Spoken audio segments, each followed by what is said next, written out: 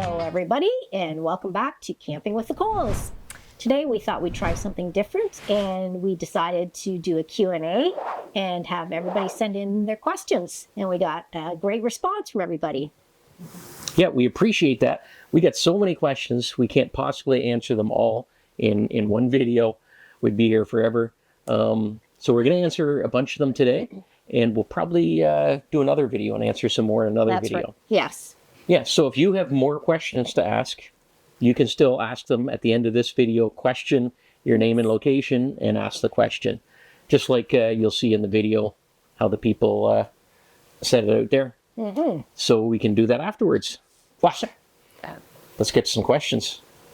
Okay, do you want to ask me the questions and I'll ask you your questions? Sure. Okay. Okay. So, here's from Steve in Burlington. Yes. What's your opinion on collecting stickers from parks or crests or whatever you collect? We have the park book, and my wife, then he has in brackets, Ben, imagine this is a conversation you and Cheryl are having, says we can't collect them unless we camp there. For instance, we were at Bronte a lot, and it's a day adventure for us. And we have been to Killbear for the day, picnic, lunch, beach day. Just a fun question.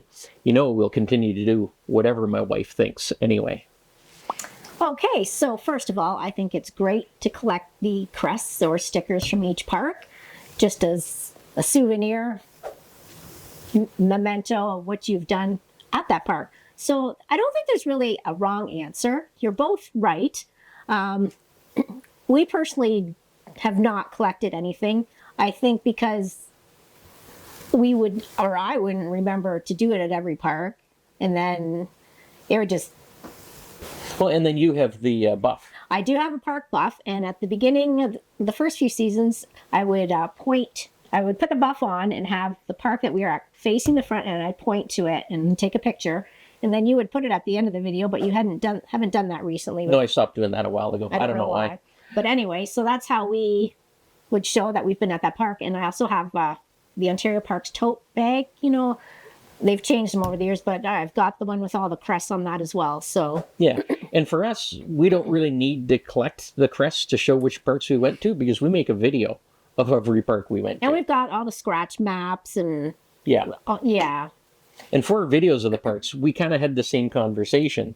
Like, do we put it on our scratch map or whatever that we've been to this park if we've just been there and we haven't camped at it? Mm-hmm. And I'm kind of the opinion that we should camp at it in order for it to count.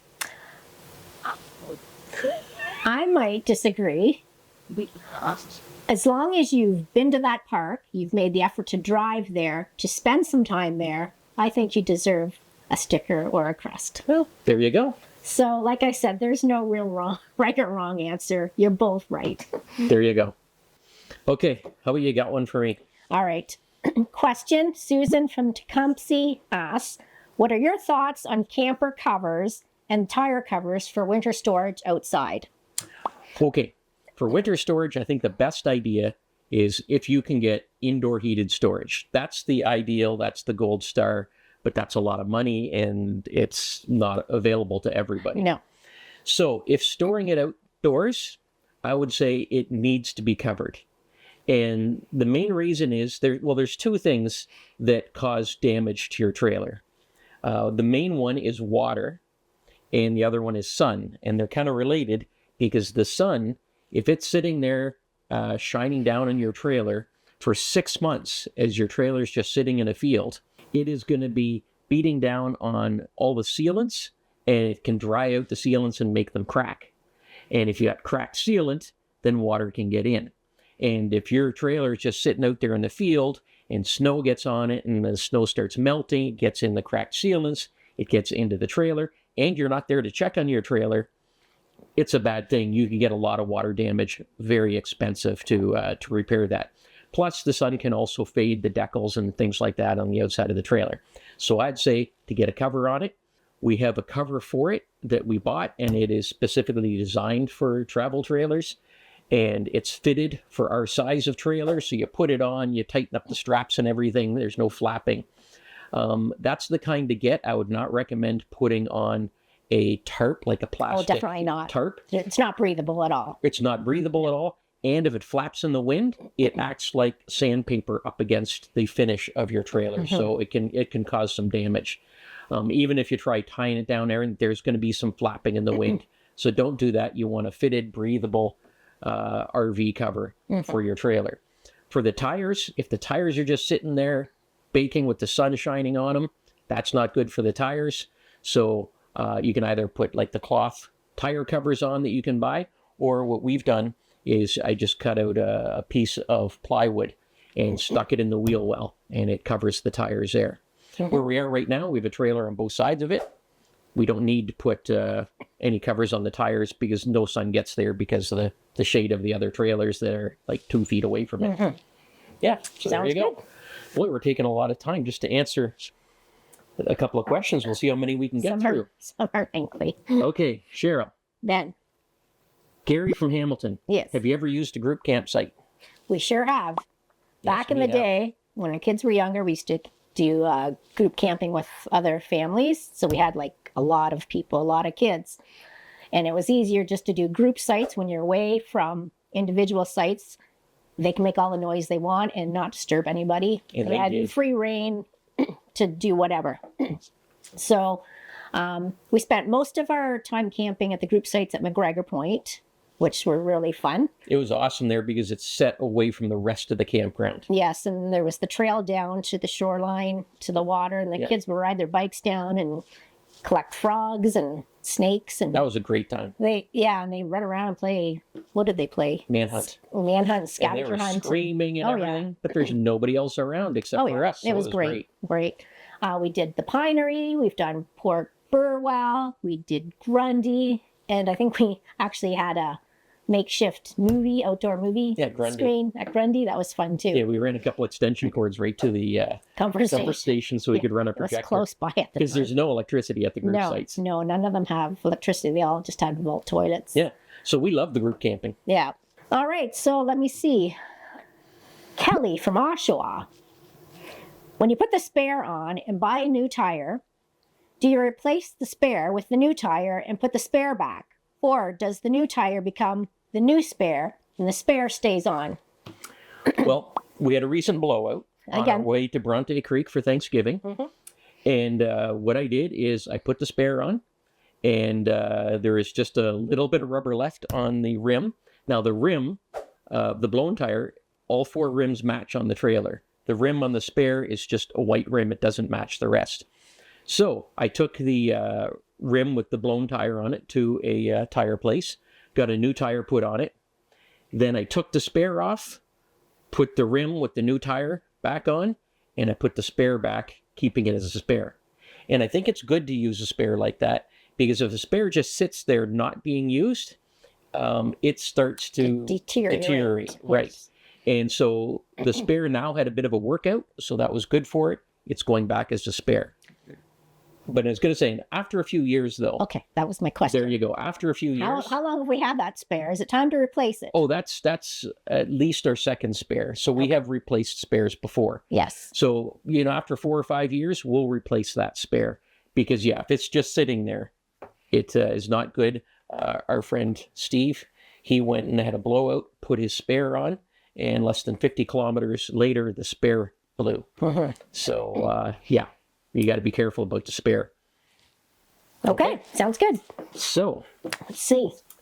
Question. Diane from Mulmer asks, what are 3 of your favorite magic moments while camping?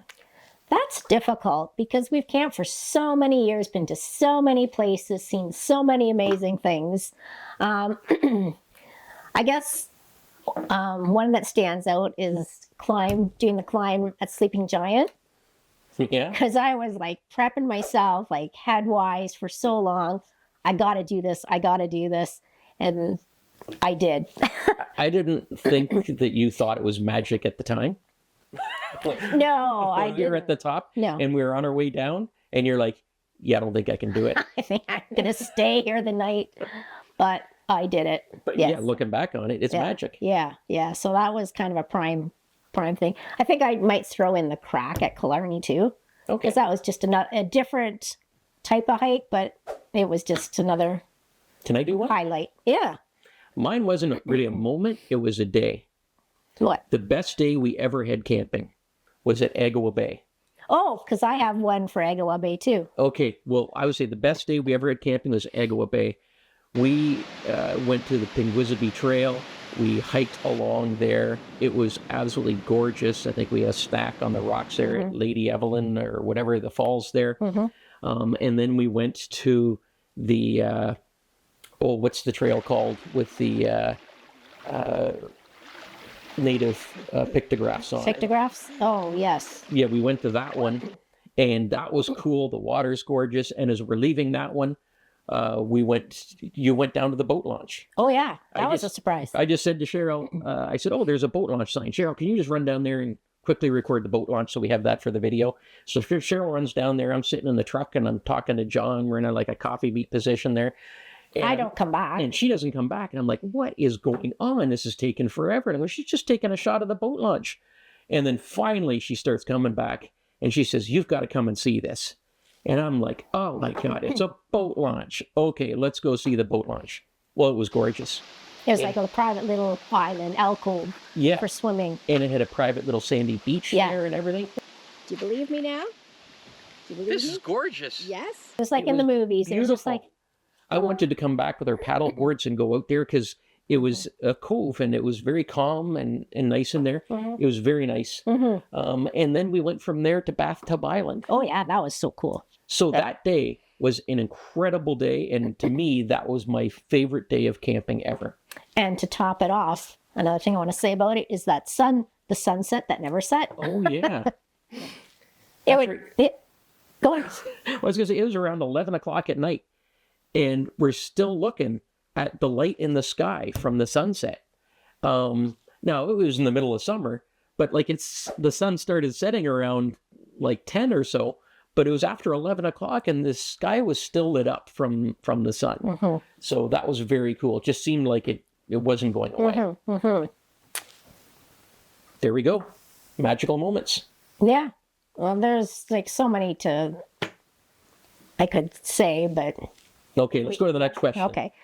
Rob and Janine from Kitchener. One of the most unique aspects of your videos and serves to elaborate their quality is the music that transitions screens. I'd say elevate their quality. What did I say? You can say elaborate. It's a Cherylism. Yes. You probably have mentioned this you probably have mentioned this elsewhere, but who composes your music and how did they get involved with your channel? I think a couple of people asked a similar question to that. Yes. But we're just going with Rob and Janine right now. So, our music most of the music we get from a company. It's a service called Epidemic Sound. And I think it's $15 US a month, and you get unlimited downloads to be used online. So I can go there. There's like thousands and thousands of songs to choose from. And I spend a lot of time picking the music.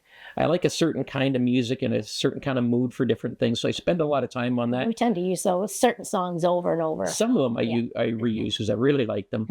But yeah, so we use Epidemic Sound.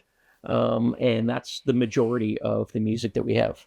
Now, we also have some things like the theme song to Cheryl's Lou review, Jax's Pause and Play review, and there's a Camping with the Coles theme song. Yeah, there's a few. And there's a few park-specific songs that were made for us by a friend of ours, and he goes by Punky Doodle Steve, and he camps with us sometimes. And he actually went to elementary school with Cheryl. So we've took advantage of his talent. And we've known him for a long time, and he offered to do this for us. And very professional. And we're very happy with that. Yeah, he can play any instrument. He plays all the instruments, does the singing. He does it all.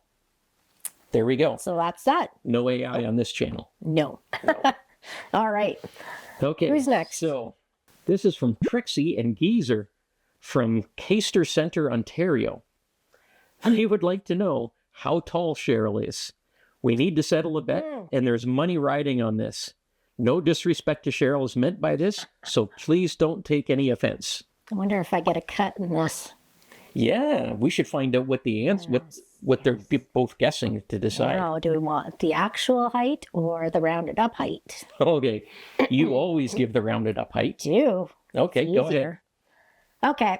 The rounded up height, 5 feet. The actual height, 4'11". Oh, we actually said the actual height. Yeah. I'm exactly 1 foot taller than Cheryl. I'm 5'11".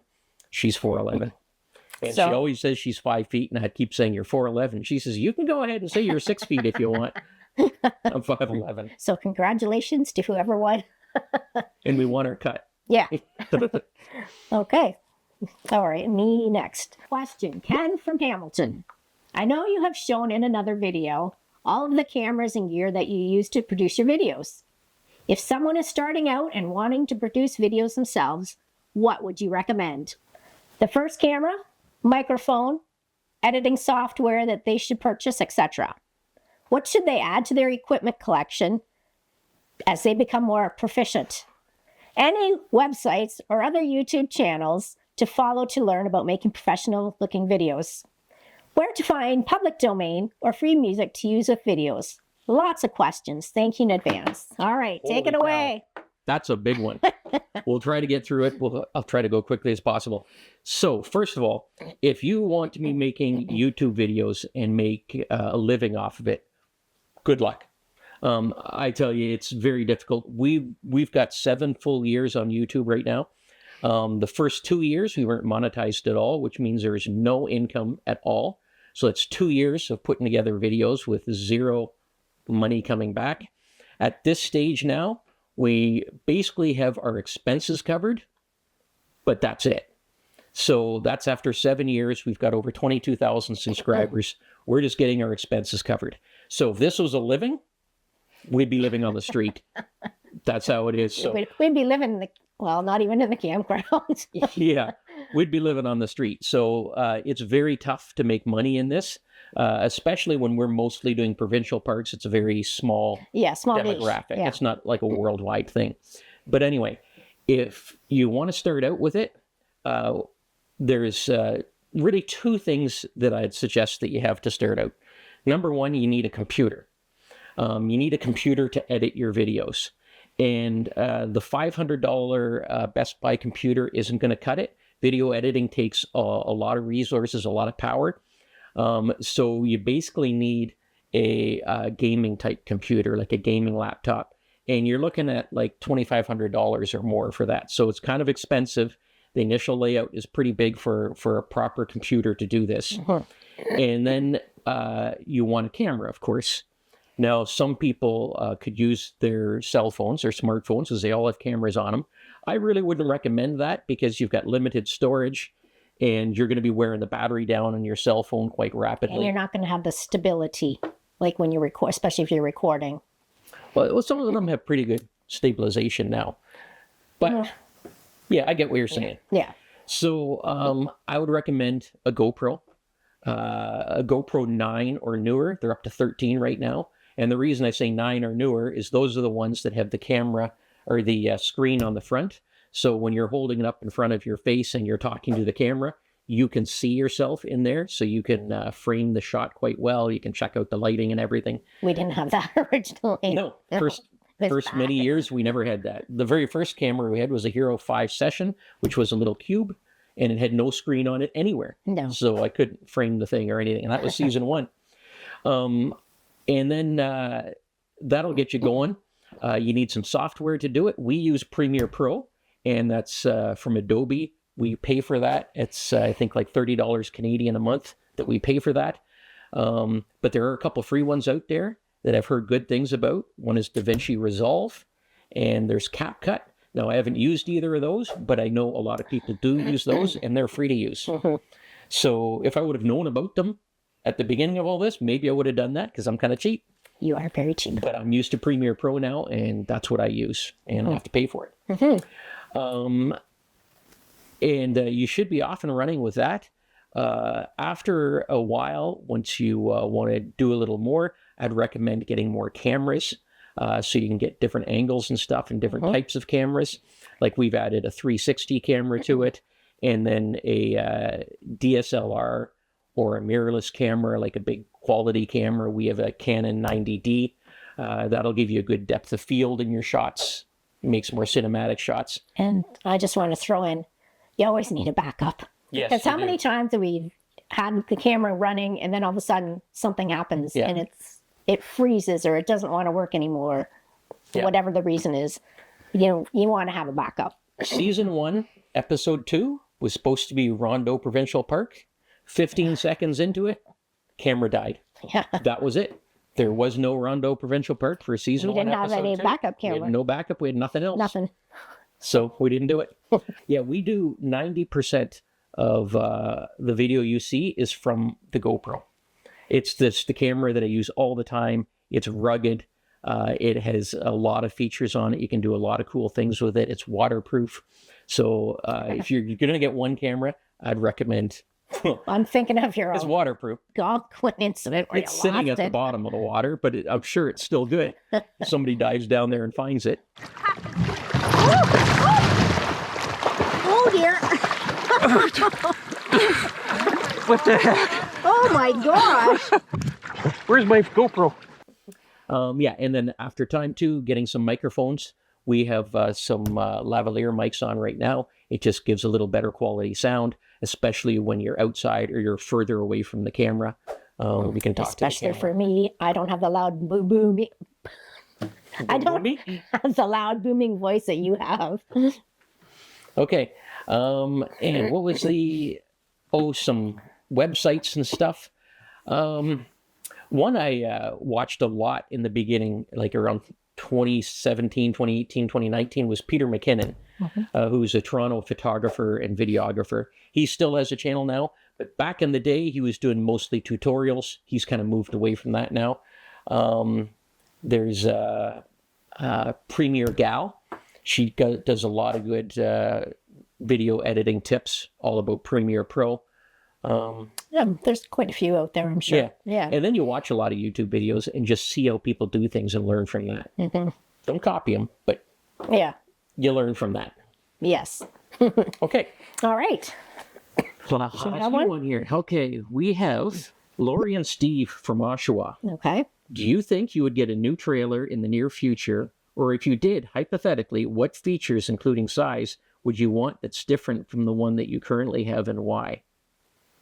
There's also a question from Sean Sprague, who says, you've been to several RV shows and seen a lot of trailers. If you were going to purchase a new trailer, what make and model would you most likely buy? And that's all you, because you are online all the time yes. looking at Oh, trailers. yeah. Oh, yeah. I think I've ran out of videos of trailers to look at that would be of interest to us because I've seen them all.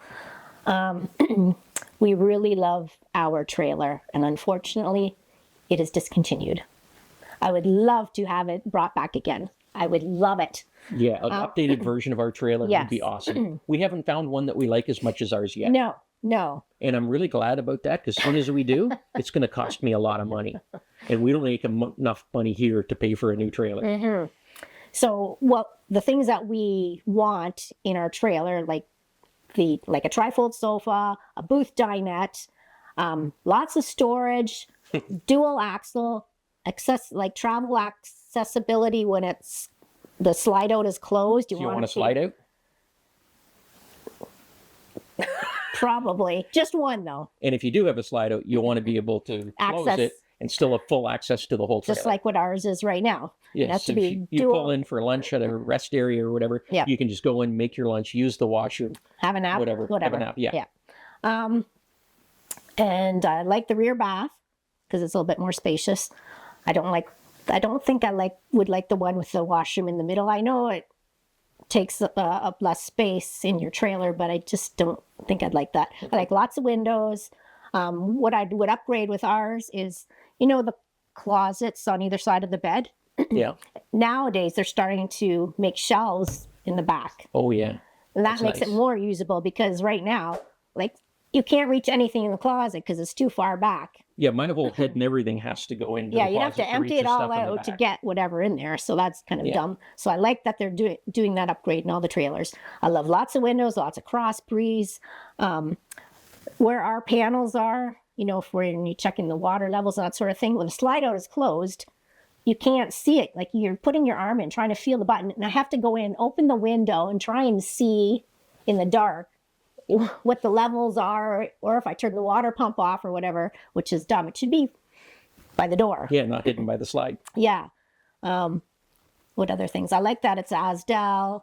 The black water flush, the arched in the roof, so that the water drains off. It doesn't collapse. What I would like is a lower dry weight on the trailer and more cargo carrying capacity. Yeah, ours isn't bad. Yeah, but you can get some of them that are pretty heavy, and they have like a 600-pound cargo carrying capacity. That's nothing. Well, 600 pounds is ridiculous. Ours is almost 2,000 pounds Yes. of cargo that you can put in. And I've seen trailers similar to ours that you can put in like 2,500 pounds. That's crazy. That's And I'm married to you. Yeah. So we need to Lots of have cargo. more cargo carrying capacity. Yeah. So that's what I really look for. That's one of the things I look for when we're at the RV shows.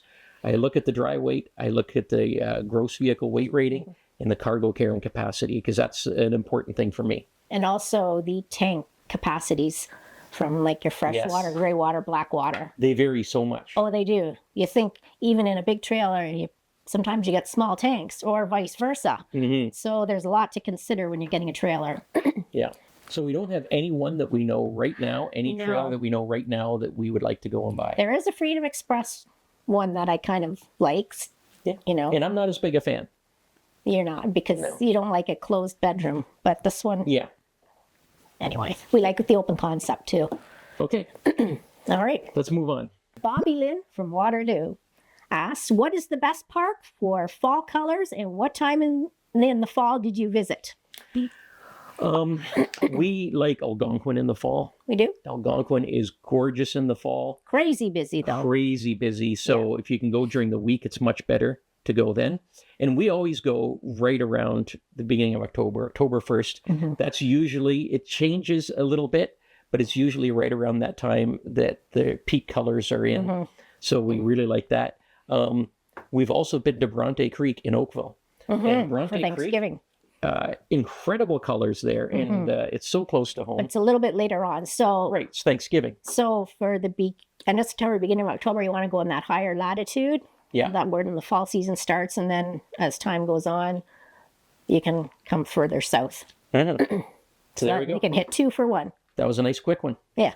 Okay. I'm sure there's a lot of other parks, but Oh, there's tons. Yeah, Yeah. there's tons, but Those those are are the the ones that couple that we've we've gone been to, to. yeah. Okay. okay, so here we have Kara from Bancroft. All right. Do you have other jobs? Are you employed and have to scrounge vacation time? Well, let's see. Mr. Police Officer here has been retired since 2017, and I am a RN. I work in a family doctor's office. I still work 1 day a week. I share with another nurse. So we just work around that schedule, which is why we have a lot of long weekend camping trips. And actually, that leads into another question that I'm going to go to here. What? This is Dominique from Ottawa. Your camping trips always seem to be rather short, about 3 to 4 days in a park before heading home. Is that because you have to do reviews, or do you just prefer to stay a short while, then head home? Would you stay longer if you could, especially in Algonquin? So that is kind of part of the reason. Yes. So we could go like a Thursday till Monday, or Friday till Tuesday, or Thursday till Tuesday, or Friday till Monday, whatever. But usually we're home in the middle of the week. Plus, we have other things we have to get done at home too, so we have to look after. So we need to. But yeah, down the road, I think once I'm retired, Fully retired, yeah. then we'll extend those days. And we found that three nights is probably enough for us to do a park review. That gives us enough of an idea of what the park is about, what the good things are in the park, and for us to get all the footage that we need for a review. Two nights is not long enough. I definitely don't want to do a review in 2 nights. 3 nights is great. 4 nights is even better. Especially if you So- have bad weather one day or something, that kind of takes away from it. So you need to kind of plan So for that. if we had 6 nights available to us, I'd prefer to do that in 2 different parks. Yeah. So we do 3 parks. We're and used 3 to parks. going, doing Yeah. stuff like checking out different things, but And that's mostly for the video reasons, to do the 2 parks like that, so we can get 2 video reviews in 6 days. So, yeah, there's a few parks that we could probably spend a little bit more time at, for sure. yeah. Algonquin, Killarney, Lake Superior. Lake Superior. Yeah. Yeah. Sleeping Giant. Oh, We didn't yeah. get to Yeah. all those other trails there. No, we did not. Yeah. Anyway, yeah. Okay, let's see here. I think this will be our last question. And I'm going to Okay. ask you. Okay. Okay. Angela from London. Question for Cheryl. Uh-oh. I'm already starting to laugh. Ben is an absolutely breathtaking, handsome man. It actually says this. Where did you meet him? Any suggestions as to where I can find a Ben for myself? Does he have any single brothers as nice as him that you could set me up with? How do you answer something like that? I don't know.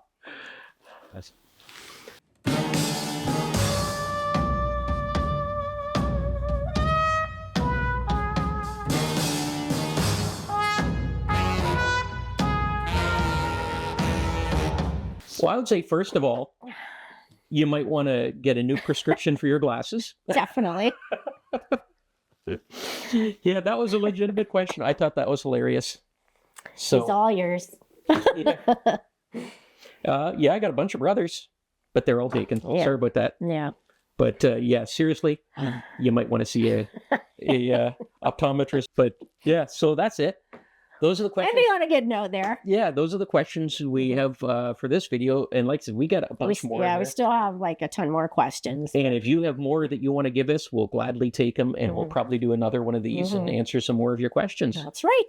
So thanks for watching. And, Thanks for your questions. Yeah, we Yeah. appreciate that. We had fun doing this. We did. Okay, and we'll see you in the next one. Happy Bye. camping.